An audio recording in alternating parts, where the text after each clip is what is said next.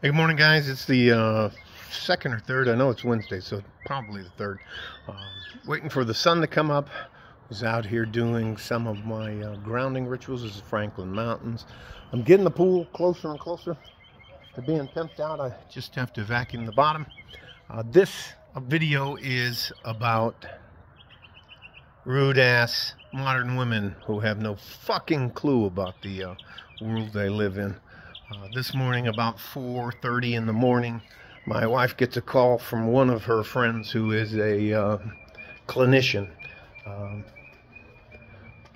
pretty well-known clinician here in El Paso for having to deal with the trauma. So all that to say this: she calls my wife and tells me her car won't start, and can we come over and give her some help? Basically, she was asking permission to borrow me from my wife, which I didn't want to. Anyways, I didn't want to get out of bed anyway. So you know I'm retired, right? Anyway, so how do I put this? Get over there, and it's a beautiful sedan, Mercedes sedan. I think it's a CL something or whatever.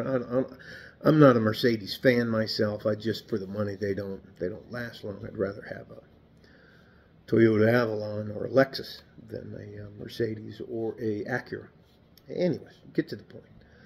So she's saying that the car won't start, and we go through the general stuff about.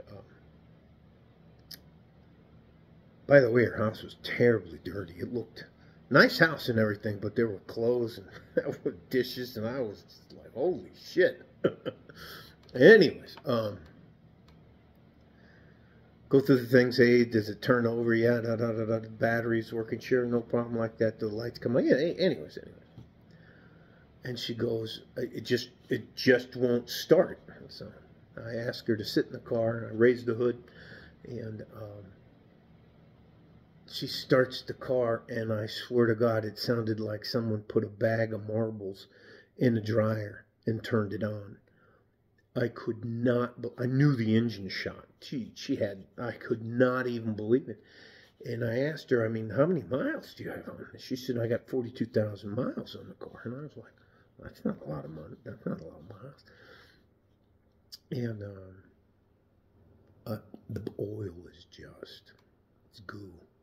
I pulled the dipstick. Anyways, so get into the car, and I'm looking around. I'm looking for the port to plug in my digital reading device to get the codes on it and that. And I noticed on the dashboard, right below the odometer speedometer, is a little piece of black tape. And I'm like, so pull that off, and guess what's staring at me? Bright orangish red. An oil can, you know, the one little oil can is like that. And I was like, how long has this been on? Anyways, she's been driving around. She's drove 42,000 miles and never changed the oil on her car. So I'm like, look, your engine's shot. I can't help you with it. You're going to need to get a new engine or get a mechanic and have him come tow it away. And she started... And she just got very indignant that I would tell her that she couldn't snap her fingers and make it go away. Well, I have meetings today, and I have to do this and that. And I'm like, look, that's not my fault.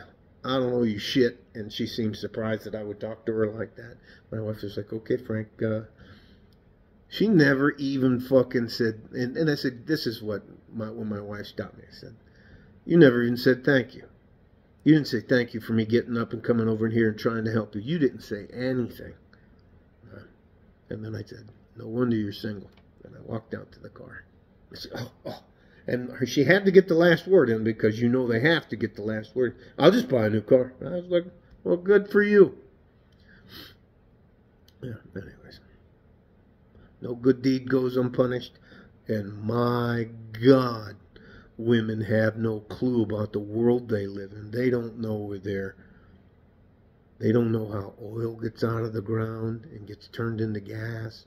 They don't understand how nice it is to be able to turn your faucet on. Even though Mexico, right across the border, they can't drink the tap water. Drink your tap water. I mean, just they have no idea. They, all they know is they go to the store and there's food there. They don't know anything about the farmers, the truckers. Anyways, guys. Anyways, how about the electricity? Because, when it's cold, it's nice to be able to turn the heat on. Yeah, anyway. They had just no absolute clue, and they're just rude as shit about it. But how dare the world inconvenience her? Don't you realize how important she is? I'm just not having it. My wife was very quiet when we were riding home. The only thing she said to me is she held my hand, gave me a kiss on the cheek, and said, "Try not to think about it." So, anyways, I've already sent my wife off to work, so it's just the absolute arrogance, the absolute entitlement, I can't be bothered with these things you little people have to worry about. Fucking boy, I can't even tell you. Anyways, all right. Love you guys. Stay safe and healthy. Take care of each other if you can, and if you can't, you take care of yourself. I'm on your side. It never fails to surprise me on how out of touch and delusional modern women are. All right? Like a fort in G-string. West Texas, El Paso. I'm out here. I'm taking a nap. I cannot tell you. I've been up trying to help that ungrateful. Anyways. Beep, beep, beep. Bye-bye.